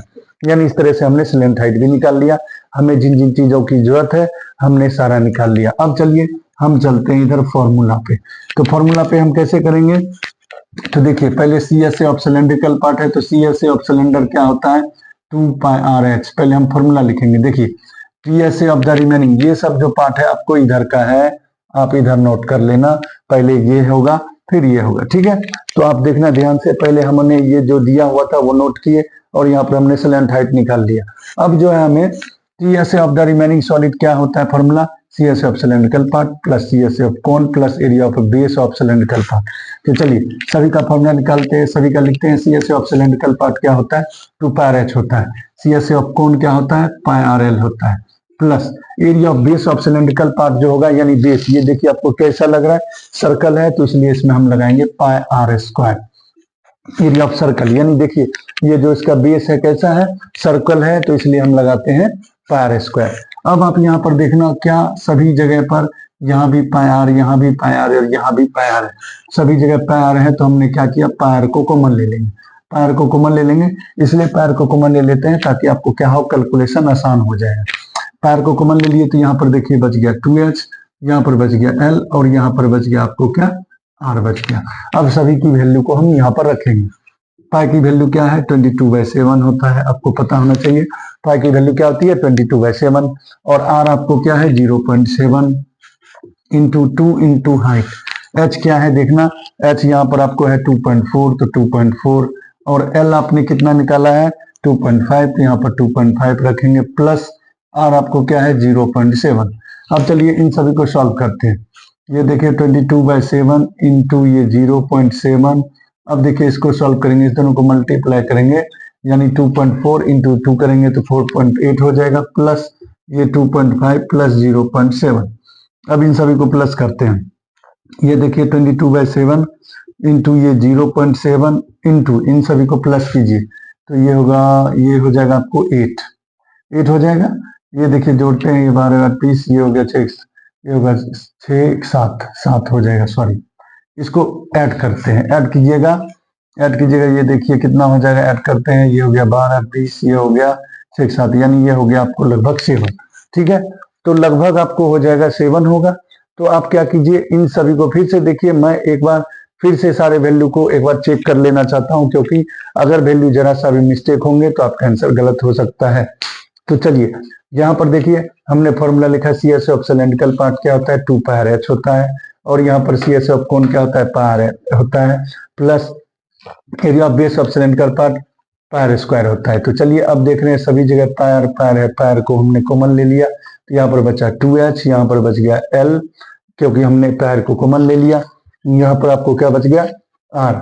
अब 22/7 और r हो गया हमारा 0.7 प्लस 2 इंटू एच हमारा 2.4 हो गया, एल हमारा कितना है, एल हमने निकाला है 2.5, और यहाँ पर देखिए आर क्या हो गया, आर हमारा 0.7। अब सभी वैल्यू को हम क्या करते हैं, सभी वैल्यू को ऐड करते हैं, ऐड करते हैं, ये हो गया देखिए 2.4 ये 4.8, ये 2.5, ये 0.7, सभी को हम प्लस करते हैं, मतलब सभी को प्लस करते हैं, तो प्लस करेंगे, ये हो गया कितना, 12 8 20 बाकी 2, और ये हो गया 4 2 6 2 8 हो गया, यानी यहाँ पर होगा आपको 8। ठीक है, अब इसे सॉल्व कीजिएगा, ये हो जाएगा आपको 0.1। अब इन सभी को मल्टीप्लाई करेंगे तो लगभग ये हो जाएगा कितना, ये 17.6 सेंटीमीटर स्क्वायर होगा। और आपको देखिए आंसर क्या बोला है कि आपको नियरेस्ट बताना है, तो 17.6 किसके नियरेस्ट होगा, तो 18 सेंटीमीटर स्क्वायर के नियरेस्ट होगा। तो यानी ये हो गया आपको अप्रोक्स में, आप कह सकते हैं कि हमारा अप्रोक्स में जो आंसर है वह 18 सेंटीमीटर स्क्वायर के करीब हुआ। तो दोस्तों आप इसका क्या कीजिए, स्क्रीनशॉट ले लीजिए। अब मैं आपको नेक्स्ट क्वेश्चन बताऊंगा, आप इसका स्क्रीनशॉट ले लें। दोस्तों अब मैं आपको क्वेश्चन नंबर आपको 35 के बारे में बताने जा रहा हूं। तो देखिए क्वेश्चन नंबर 35 क्या कहता है, और ये जो है आपको क्या है, स्टैटिक्स चैप्टर से रिलेटेड क्वेश्चन है, मीन मॉड मीडियन से। तो चलिए देखिए आपको क्वेश्चन क्या कह रहा है, उस क्वेश्चन को पहले पढ़ेंगे फिर हम सॉल्व करेंगे। क्वेश्चन क्या कह रहा है, the median of the flowing data is 46, यानी ये जो आपको दिया हुआ है मीडियन, कहता है मीडियन अगर इस डाटा का 46 है, find the missing frequency x and y। यहाँ पर जो मिसिंग फ्रीक्वेंसी है उसे आपको फाइंड करना है। तो सबसे पहला नंबर आपको देखिए, सबसे पहला नंबर, आप किसी भी क्वेश्चन को सॉल्व करते हो तो पहले उसका फॉर्मूला लिखो। तो आपको पता है कि मीडियन इक्वल टू, जो फॉर्मूला होता है वो क्या होता है, n/2, क्या होता है फॉर्मूला आपको, सॉरी, मीडियन का फॉर्मूला क्या होता है, l plus n/2 minus CF upon F into H। अब आपको सब के बारे में मैं डिटेल से बताता हूँ क्या होता है। आपको जो है आपने स्टैटिक्स चैप्टर में पढ़ा होगा, मीडियन का फॉर्मूला क्या है उसे माइंड में आपको रखना है, उस फॉर्मूला को हम यूज करेंगे। तो मीडियन इक्वल टू होता है L plus n/2 minus CF upon F into H। अब मैं अब सब के बारे में आपको बताऊंगा, L क्या होता है, n/2 क्या होता है, CF क्या होता है, F क्या होता है, H क्या होता है। सबसे पहला नंबर हम जो है जानेंगे, ये जो फ्रीक्वेंसी है वो फ्रीक्वेंसी f हो गई। तो अब f हो गई, लेकिन इसमें फ्रीक्वेंसी कौन सा होगा वो भी मैं आपको बताऊंगा। उससे पहले मैंने आपको CF के बारे में बताता हूँ। CF is a cumulative frequency होता है। तो पहले हम इस फ्रीक्वेंसी की कम्युनिकेटिव फ्रीक्वेंसी निकालेंगे। तो देखिए हम यहाँ पर कम्युनिकेटिव फ्रीक्वेंसी को शॉर्ट में बोलेंगे CF। ठीक है, कम्युलेटिव फ्रीक्वेंसी को शॉर्ट में हम बोलेंगे CF। तो हम पहले हम CF निकालने के लिए सीखते हैं, CF कैसे निकालेंगे। तो CF कैसे फाइंड करते हैं, जो फ्रीक्वेंसी की पहली जो टेबल होती है वही होती है उसकी कम्युनिकेटिव फ्रीक्वेंसी, यानी CF होती है। यानी फ्रीक्वेंसी की जो पहले टेबल में होगा वही CF की पहले टेबल का वैल्यू होगा। ठीक है, अब दूसरा हम कैसे निकालते हैं, दूसरा CF कैसे निकालोगे, तो आपका जो पहले वाला था उसमें नेक्स्ट वाली फ्रीक्वेंसी को ऐड करते जाते हैं। तो यहाँ पर 12 है, तो यहाँ पर 12 प्लस 30 कर देंगे। 12 प्लस 30 कितना होगा आपको, 42 होगा। यानी अब जो आएगा नेक्स्ट, उसमें हम नेक्स्ट फ्रीक्वेंसी को, यानी जो हमारा CF आया है उसमें नेक्स्ट फ्रीक्वेंसी वाले को जोड़ते जाएंगे, ऐड करते जाएंगे। तो यहाँ 42 है, यहाँ पर x है, इसको प्लस करेंगे तो यही होगा 42 प्लस x, चूंकि x is a unknown, x जो है आपको अननोन है तो इसलिए इसको आप वही रहने दीजिए। तो ये हो गया 42 प्लस x। फिर अब देखिए इसमें 65 को मतलब जो आएगा उसको नेक्स्ट फ्रीक्वेंसी के हम नेक्स्ट फ्रीक्वेंसी वाले में ऐड करते जाएंगे। तो यहाँ 42 प्लस एक्स है तो इसमें हम जोड़ेंगे, इसमें ऐड करेंगे तो देखिए ये होगा 7 और ये हो जाएगा 100 से, मतलब इन दोनों को प्लस करेंगे तो ये होगा 107 प्लस एक्स। ठीक है, फिर अब इसके साथ इनको प्लस करेंगे तो ये होगा 107 प्लस एक्स प्लस वाई हो जाएगा, क्योंकि इसके साथ जोड़ेंगे तो ये भी आपको अननोन फ्रीक्वेंसी है, तो यानी 107 प्लस एक्स पहले से है और ये वाई इसके साथ ऐड हो जाएगा। फिर इसी तरह आप इसके साथ इसको ऐड करोगे तो इसको इसके साथ ऐड करोगे तो ये देखो 107 में 25 करोगे तो क्या होगा 132 प्लस एक्स प्लस वाई हो गया। ठीक है, फिर आप क्या करोगे 132 में इसको ऐड करोगे तो ये आपको क्या होगा 150 प्लस एक्स प्लस वाई, यानी हम ऐड करते जाएंगे, जो आएगा लिखते चलेंगे। ठीक है, अब दोस्तों आप यहाँ पर देखिएगा, क्या आपको मैं बता देना चाहता हूं कि जो आपको फ्रीक्वेंसी का टोटल सम होगा और जो कम्युलेटिव फ्रीक्वेंसी का जो लास्ट वाला टेबल होगा वो उस दोनों का सम आपस में हमेशा इक्वल होते हैं। यानी यह जो टोटल फ्रीक्वेंसी का सम है और कम्युलेटिव का जो लास्ट होगा वह दोनों आपस में हमेशा इक्वल होते हैं, आपको याद रखना है। तो इस तरह से हम कह सकते हैं कि हमारा जो है 150 plus X plus Y equal to 230 के इक्वल होगा, ऐसा होता है। तो यानी ये जो लास्ट वाला टेबल आएगा CF का और जो फ्रीक्वेंसी का टोटल होगा वह दोनों आपस में इक्वल होता है। ठीक है, तो इस तरह से देखिए आपको एक इक्वेशन प्राप्त हो गया x plus Y equal to ये उधर जाएगा माइनस हो जाएगा, तो देखिए आप 230 में 150 को माइनस कर लीजिए तो ये x plus Y equal to इसे आप माइनस कीजिएगा तो हो जाएगा 80। अभी फिलहाल के लिए हम मान लेते हैं इसको इक्वेशन नंबर 1। अब चलिए यह हमने यहाँ तक जो हुआ हमने पॉसिबल हुआ सॉल्व किया। अब हम चलते हैं, देखिए अब हम यहाँ से बात करेंगे। यहाँ पर हमारा जो मीडियन है, मीडियन हमें दिया हुआ है, देखिए यहाँ पर हमें दिया हुआ है क्या, median of the flowing data is 46, यानी मीडियन जो है, अब जो है यहाँ पर हम चर्चा करेंगे, मीडियन हमारा 46 है, यहाँ पर रखेंगे। ठीक है, अब यहाँ पर ध्यान दीजिएगा मीडियन 46 है तो 46 पहले हम देखिए यहाँ पर बोल दिया मीडियन, तो अब यहाँ पर हमें चूंकि मीडियन दिया हुआ है हमें खोजने की जरूरत नहीं है, तो मीडियन जो है ये 46 किस में आएगा, आप इस क्लास इंटरवल में देखिए तो आई थिंक इसी में आएगा, इस टेबल में देखना, इस टेबल में आपको आने वाला है। क्यों, क्योंकि ये जो आपको क्लास इंटरवल है 40 से 50 है और हमारा मीडियन कितना है 46 है, तो इसके क्या आएगा, इसी के अंदर आएगा, 40 से 50 के बीच में आएगा। अब बात रहता है यहाँ पर n/2 क्या होता है, पहले देखिए यानी L जो होगी, L क्या होती है तो आपको याद रखना है lower limit of median class. तो इसमें देखिए L क्या होगा, यहाँ पर मैं लिख देता हूं आपको, L जो होता है lower limit of median class, lower limit of median class होता है। तो lower limit of median class की बात हो गई तो आपको मीडियन क्लास यही होने वाला, यही है आपको मीडियन क्लास, अभी फिलहाल यही है मीडियन क्लास, यानी ये जो हो गया आपको मीडियन क्लास हो गया। ठीक है, तो मीडियन क्लास की जो लोअर लिमिट होगी यानी यह जो होगी, यानी ये 40, यह होगी आपको L, तो यहाँ पर L हो गया। अब बात हुआ n/2, अगला देखिए आपको टर्म क्या है n/2। n/2 क्या होता है, तो जो टोटल फ्रीक्वेंसी होती है, टोटल फ्रीक्वेंसी आपको क्या है 230/2, तो यानी ये हो गया n/2 हो गया आपको कितना 115 हो गया। n/2, n का मतलब होता है total sum of frequency, total sum हो गया 230, 230/2 कर दिए तो 100 आपको कितना हो गया 15 हो गया। अब बात हुआ CF, CF क्या होती है, तो जो मीडियन क्लास हुआ, जो मीडियन क्लास होती है उसके जस्ट ऊपर वाला जो होता है वही होता है, आपको जो मीडियन क्लास हुआ है उसके जस्ट ऊपर वाला जो CF होगा वही होता है उसका CF, तो ये आपको हो गया CF। तो यानी आप यहाँ पर नोट कर लीजिए, आपका जो ये लोअर क्लास था वो हो गया कितना, लोअर लिमिट का क्लास जो था वो L हो गया 40 और यहाँ पर जो CF हो गया आपको, CF आपको हो गया कितना 42 प्लस x, जो है हम नोट करते जाएंगे। उसके बाद F क्या होगा, तो मीडियन क्लास की फ्रीक्वेंसी, तो ये हो गया आपको मीडियन क्लास की फ्रीक्वेंसी और यह हो गया आपको F। तो यहाँ पर हम लिख लेते हैं, यहाँ पर जो हमारा F है वह हो गया आपको 65। और यहाँ पर बात हुई एच की, तो एच क्या होती है, तो क्लास साइज होती है, यानी जो इसके बीच में जो जितना का डिफरेंस है क्लास इंटरवल के, जितना का इंटरवल है, तो कितने का इंटरवल है आपको 10 से 20 के बीच में कितना का डिफरेंस है 10। तो यानी हमने जो जो था हमने इस टेबल से सारा चीज को मालूम कर लिया, यहाँ पर हमने नोट कर दिया। अब इन सभी वैल्यू को यहाँ पर रखते हैं। देखिए मीडियन हमारा क्वेश्चन में दिया हुआ 46, एल हमारा कितना है देखिए 40 प्लस, अब देखिए n/2 हमारा कितना निकला है 115 माइनस सी एफ, आपको देखिए सी एफ कितना है आपको 42 प्लस एक्स है, तो सी एफ को हम ब्रैकेट में रख लेंगे क्योंकि ऑलरेडी हमारा पहले से यहाँ पर माइनस लगा हुआ है, ठीक है।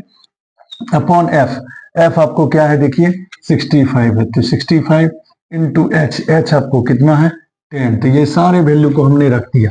कैसे कैसे वैल्यू हुआ तो आपको समझ में आ गया होगा। मैं एक बार फिर से आपको समझा देना चाहता हूँ, एक बार ध्यान दीजिएगा। सबसे पहले नंबर फ्रीक्वेंसी से आप क्या कीजिएगा, सीएफ निकालिएगा। सीएफ निकालने का तरीका मैंने आपको बता दिया। उसके बाद यहाँ पर हमारा जो मीडियन दिया हुआ है वही मीडियन 46 है, तो 46 देखेंगे किस क्लास इंटरवल में आता है, 40 से 50 के बीच में आता है 46, तो यानी यहाँ पर जो 40 से 50 के बीच में आता है, तो जो क्लास इंटरवल होगी किसकी क्लास इंटरवल, तो जो आपको मीडियन क्लास है, तो मीडियन क्लास ये हो गया। तो मीडियन क्लास की जो सबसे लोअर लिमिट होती है क्लास इंटरवल की वह होती है एल, तो एल हो गया आपको कितना 40 हो गया। उसके बाद दूसरा n/2, n/2 क्या होता है, टोटल सम जो फ्रीक्वेंसी का आता है उसका हाफ कर दिए 1 हो गया, 115 हो गया। और सी एफ क्या होता है, जो मीडियन क्लास होती है उसके जस्ट ऊपर वाले कम्युनिकेटिव फ्रीक्वेंसी की जो होती है वो होती है सी एफ। उसके बाद फिर देखिए एफ क्या हो गया, एफ हो गया आपको मीडियन क्लास की फ्रीक्वेंसी 65 हो गया। और एच क्या होती है, जो क्लास इंटरवल के जो बीच में डिफरेंस होता है जो वो हो गया आपको एच। तो अब सारे वैल्यू को हमने यहाँ पर पुट कर दिया। अब यहाँ पर हम सॉल्व करेंगे, तो सॉल्व करेंगे, ये देखिए 46 है और ये प्लस है 40, इधर आके हो जाएगा माइनस। इसको अब देखिए करेंगे सॉल्व, तो ये 115 माइनस, यहाँ पर देखिए इससे माइनस कर देंगे तो ये होगा माइनस। देखिए यहीं पे गलती होती है, यहाँ पर माइनस साइन है तो दोनों को माइनस करना है, ये हो गया -42 और ये हो गया -x बाय 65 है इंटू 10 है। अब चलिए इसे सॉल्व करेंगे। देखिए 46 में से 40 को हम माइनस करेंगे तो ये होगा 6, और इसको देखिए हम माइनस करते हैं, यहाँ पर हो गया 3, ये 3 हो गया, ये 7 हो गया, 73 माइनस x अपॉन 65 इंटू 10। अब चलिए इसको हम कट कर लेते हैं 5 के टेबल से, 5 2 जा 10 और ये हो गया 13, और ये जो है अब देखिए ये हो गया 6 इंटू 2 से इंटू करेंगे इसको, तो ये देखिए हो गया 6, ये 146 हो गया। इसको 2 से इंटू करेंगे, उसी तरह इसमें भी 2 से इंटू करेंगे तो -2x हो गया अपॉन यहाँ पर हमारा है, इसे हम मल्टीप्लाई कर दिए। मल्टीप्लाई देखिए यहाँ पर क्या हुआ, 5 के टेबल से हमने कर दिया, फिर से आपको मिलता है 5 2 जा 10 और 5 के टेबल में 13 हो गया, तो यानी ये 13 हो गया। फिर अब क्या किया मैंने 2 से इसको मल्टीप्लाई कर दिया, तो 2 से मल्टीप्लाई किया 146 -2x हो गया। अब ये 13 क्या होगा, इधर आ जाएगा, तो अब इसको 13 से इसको मल्टीप्लाई करेंगे, 13 6 जा कितना होगा 78 होगा। यहाँ पर 146 -2x होगा। अब क्या करेंगे 2x को इधर ले आइए, 2x माइनस है, इधर आके प्लस होगा, और ये प्लस है उधर जाके क्या हो जाएगा माइनस होगा। फिर से देखना ये माइनस है, इधर आके प्लस होगा, ये प्लस है उधर जाके माइनस होगा। तो अब इसे आप सॉल्व कीजिएगा तो ये होगा 2x इक्वल टू, इसे आप माइनस कर लीजिए, माइनस कीजिएगा तो ये होगा 8 और ये हो गया आपको कितना, ये हो गया 68। तो इस तरह से x इक्वल टू क्या होगा 68/2, यानी ये हो गया आपको 34।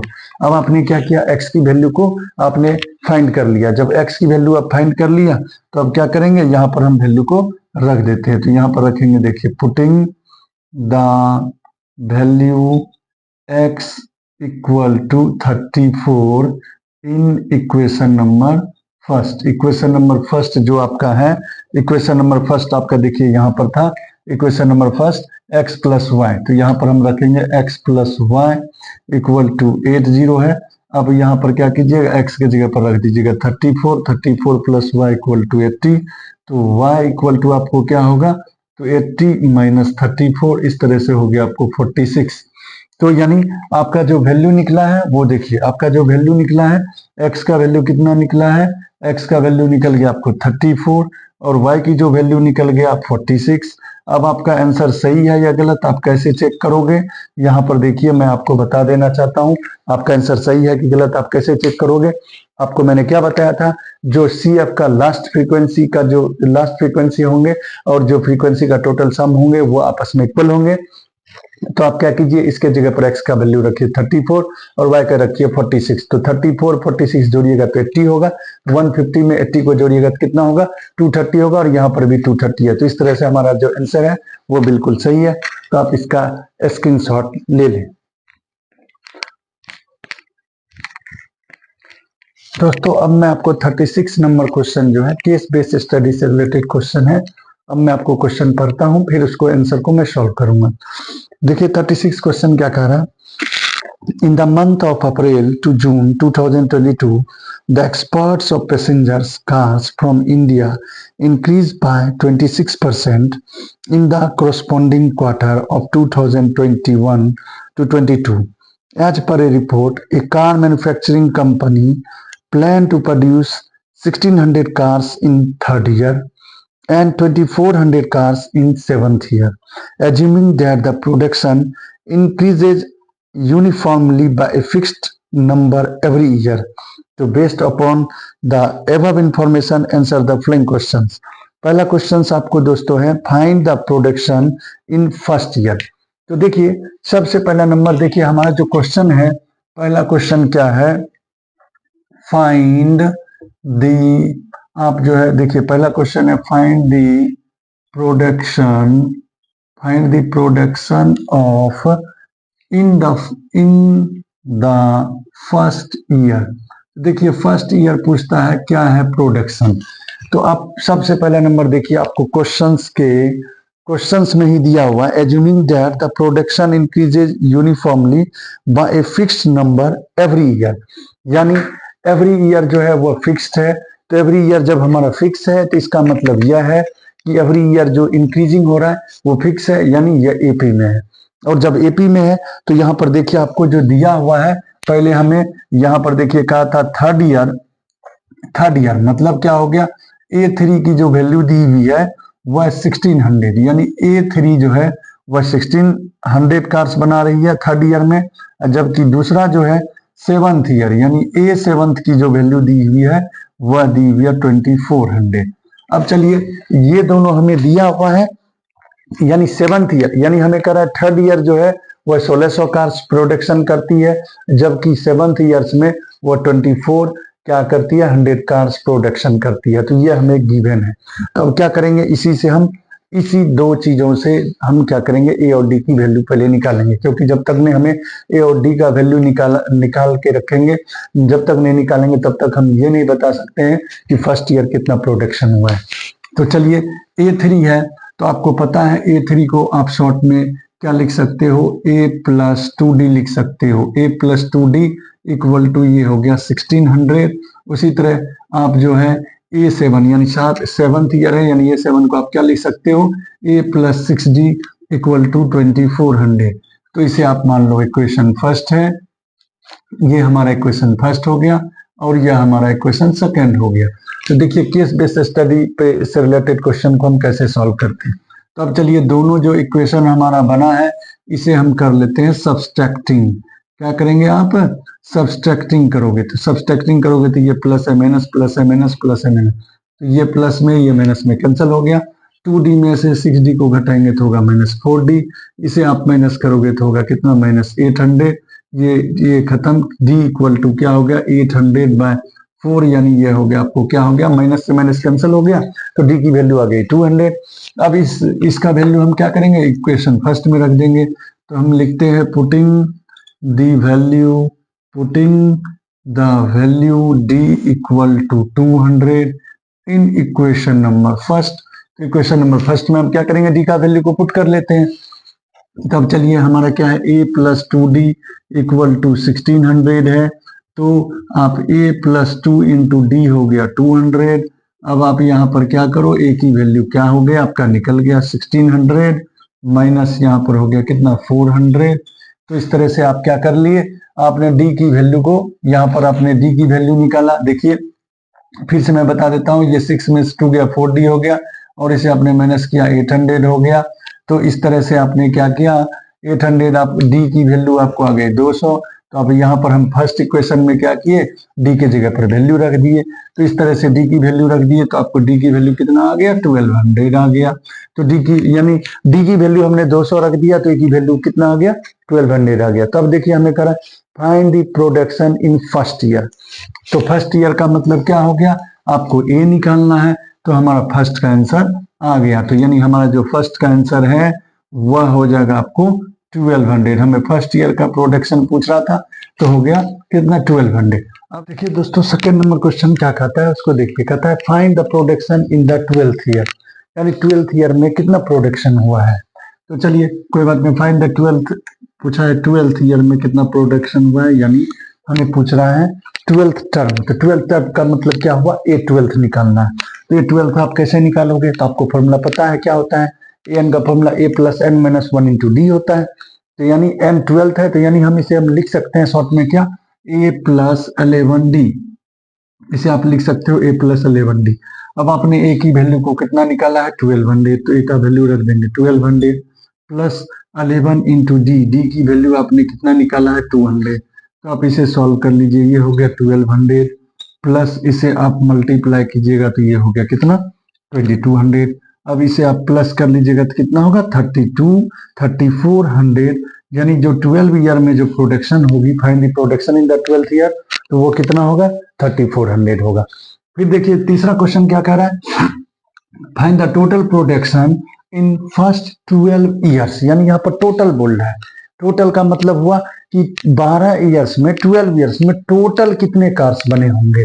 तो यानी आपको यहाँ पर निकालना है एस एन। तो S N equal to formula क्या होता है आपको एपी में, n/2 into 2a plus n minus 1 into D. तो अब यहाँ पर दोस्तों ध्यान दीजिएगा, n के जगह पर रख लीजिएगा 12। तो n जहां जहां है वहां रख देंगे 12 इंटू 2 इंटू ए आपने कितना निकाला है, 1200। तो ए की वैल्यू रख देंगे 1200। ठीक है, फिर से देखना, यहाँ पर टोटल प्रोडक्शन इन 12 ईयर्स बोला है, यानी एस एन निकालना है, सम निकालना है। तो सम का फॉर्मूला आता है n/2 into 2a plus n minus 1 into D. अब आप यहाँ पर देखिए सारे फॉर्मूला n जहां जहां पर n है वहां 12 रखेंगे, यहाँ n है 12/2 रख दिए। 2 इंटू ए आपको कितना है, ए आपको कितना है, देखिए 1200 है।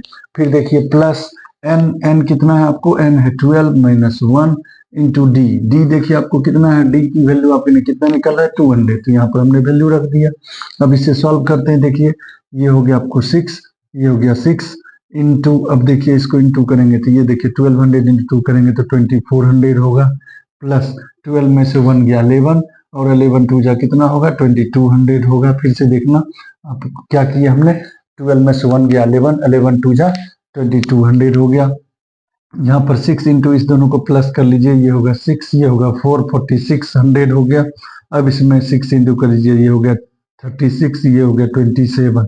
यानी इतना टोटल जो है आपको कार्स 1200, जो आपको टोटल जो कार्स हैं 12 ईयर्स में कितने बनेंगे, तो इतना आपको बनेंगे। तो आप दोस्तों देखिए इसको मल्टीप्लाई कर लीजिए, मल्टीप्लाई करने के बाद जो होगा वो आपका आंसर हो जाएगा।